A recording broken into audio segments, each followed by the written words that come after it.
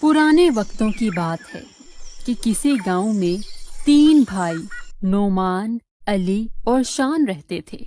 तीनों भाइयों में बिल्कुल भी नहीं बनती थी। उन्हें मिलजुल कर कोई काम करना पसंद नहीं था। जब वो छोटे थे तो उनके अब्बू फौत हो गए। उनकी माँ खेती बाड़ी करके घर चलाती थी। तीनों बेटे भी अपनी माँ की मदद करते। एक दिन उनकी माँ की तबीयत खराब हो गई। माँ ने अपने तीनों बेटों को बुलाया और उनसे कहा, बच्चों, मैं अब बहुत टाइम तक जिंदा नहीं रह पाऊंगी। मुझे तुम तीनों बहुत प्यारे हो। मरने से पहले मैं बस तुम तीनों को अपने पाँव पर खड़ा देखना चाहती हूँ। मैं चाहती हूँ कि तुम तीनों के पास झोंपड़े की बजाय अच्छा घर हो, जिसमें तुम तीनों भाई मिलजुल कर रहो। क्या तुम मेरी ये ख्वाहिश पूरी करोगे? माँ की ये बात सुनकर तीनों भाई सोच में पड़ जाते हैं, क्योंकि वो तीनों एक दूसरे को पसंद नहीं करते थे। उन्हें समझ नहीं आती कि वो क्या करें। बेटा, मैंने तुम तीनों से एक सवाल पूछा है।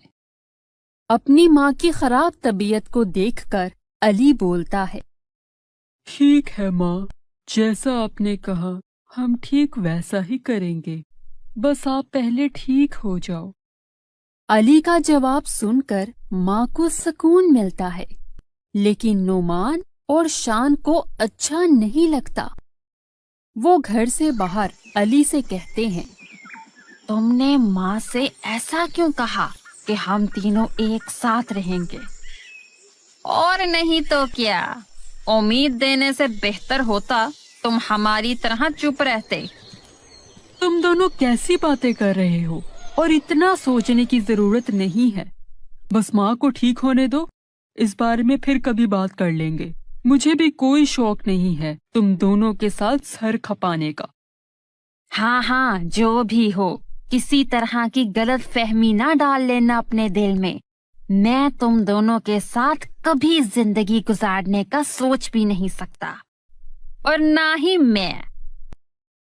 तीनों भाई जल्दी से अपनी माँ के ठीक होने की दुआ करने लगे, लेकिन कुछ ही दिन बाद उनकी माँ फौत हो जाती है। माँ के फौत होने के बाद तीनों भाई सोच में पड़ जाते हैं कि करें तो क्या करें। अली अपनी माँ से की हुई बात याद करता है और फिर अपने भाइयों के पास जाता है और कहता है, भाइयों, मैं सोच रहा हूँ क्यों ना हम मिलकर कुछ काम करें, जैसा माँ चाहती थी।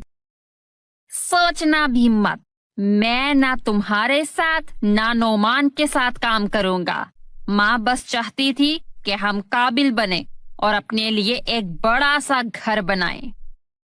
लेकिन उनकी आखिरी ख्वाहिश यही थी कि हम सब मिलकर रहें। हम ऐसा तो कर सकते हैं ना? ये ख्याल दिमाग से निकाल दो तो अच्छा है।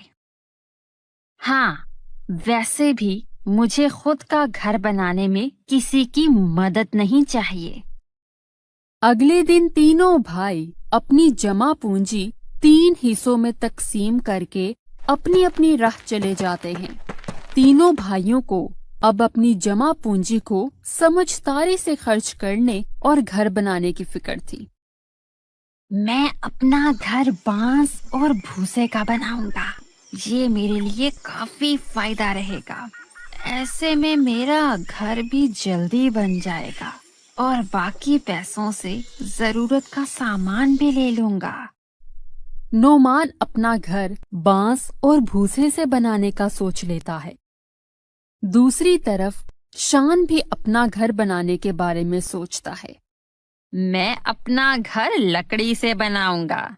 लकड़ी से बना हुआ घर ठंडा भी होगा और मैं आराम से सो पाऊंगा। और तो और, बचे हुए पैसों से आरामदायक गद्दा भी अपने लिए खरीद लूंगा। ऐसा सोचते हुए शान लकड़हारे के पास चला जाता है और अपना घर बनाने के लिए लकड़ियां खरीदता है। और तीसरा भाई अली ایک مضبوط گھر بنانے کے بارے میں سوچتا ہے اور پھر اپنی ساری جمع پونجی لال پتھر اور سیمنٹ کو خریدنے میں لگا دیتا ہے۔ پھر اس کے پاس گھر کا بقیہ سامان خریدنے کے لیے پیسے نہیں بچتے۔ علی ہمت نہیں ہارتا اور کھیتی باڑی کر کے پیسہ جوڑتا ہے۔ کچھ وقت کے بعد علی اپنا گھر بنانے کا سارا سامان اکٹھا کر لیتا ہے اور اپنا گھر بنانا شروع کرتا ہے۔ اسی دوران نعمان اور شان اپنا اپنا گھر بنا کر تیار کر لیتے ہیں۔ کچھ مہینوں کے بعد علی بھی اپنا گھر تیار کر لیتا ہے اور بہت خوش ہوتا ہے۔ تینوں بھائی اپنے اپنے گھروں میں سکون سے رہ رہے ہوتے ہیں۔ ایک دن بہت تیز طوفان آتا ہے۔ طوفان آنے کی وجہ سے نعمان کا بانس اور بھوسے سے بنا ہوا گھر اور شان کا لکڑیوں سے بنا ہوا گھر خراب ہو جاتا ہے۔ پھر دونوں دوڑتے دوڑتے علی کے گھر پہنچ جاتے ہیں اور دیکھتے ہیں کہ علی کا گھر ویسا کا ویسا ہی ہے۔ ایسے بارش میں ہی کھڑے رہو گے یا اندر بھی آؤ گے؟ نعمان اور شان گھر کے اندر جاتے ہیں۔ انہیں بہت شرمندگی ہوتی ہے۔ ہمیں معاف کر دو بھائی، ہم نے اپنے لیے گھر تو بنا لیا لیکن یہ بھول گئے کہ گھر کو محفوظ رکھنا بھی بہت ضروری ہوتا ہے۔ تمہارا احسان ہم کبھی نہیں بھولیں گے۔ احسان کیسا بھائی؟ آخر مشکل میں اپنے ہی تو کام آتے ہیں، اور تم تو میرے بھائی ہو۔ ماں بھی تو ہمیشہ یہی چاہتی تھی کہ ہم ضرورت کے وقت ایک دوسرے کی مدد کریں۔ اس دن کے بعد سے تینوں بھائی مل کر علی کے گھر خوشی خوشی سے رہنے لگتے ہیں اور مل کر کام کرتے